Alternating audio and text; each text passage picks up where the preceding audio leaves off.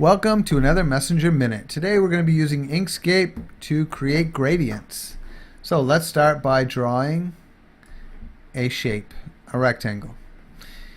Now up here in the fill menu we have solid fill, but we also have other options for fill. Okay, so if you look at the next two, what we have is a linear gradient and a radial gradient.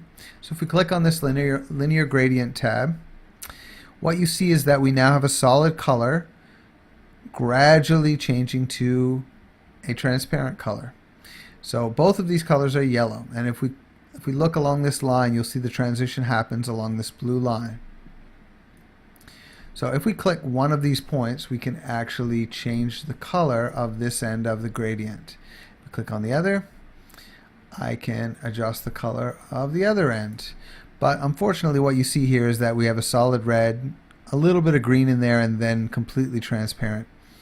So not only can we adjust the color by clicking on these tabs, but we can also adjust the level of transparency. So if we look back at our color menu again, what we have is a solid green color, but if we look below at the alpha level, this gray checkerboard indicates that it is completely transparent. Now if we make some adjustments here, we can make this color completely solid. So now what we have is a gradient changing from a solid red to a solid green. And we can also control the length of time that it takes to transfer from one color to the next by controlling the length of this line. So that's a linear gradient. Now let's have a quick look at a radial gradient.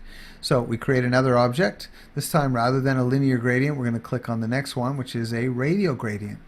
Now this works the same way, except it's circular. So we have a solid green in the middle going out to a transparent green on the outside. So let's change our center color, and by clicking on this point out here, we can also change the transparency of our outer color, and we can change its actual color if we wish. So this is giving us a red center gradually fading to a yellow outside. We can also control the width of this change, both horizontally and vertically. So how subtle we want that change to be, or how fast we want that change to happen. And there you have it. That is a linear gradient and a radial gradient. This has been another Messenger Minute.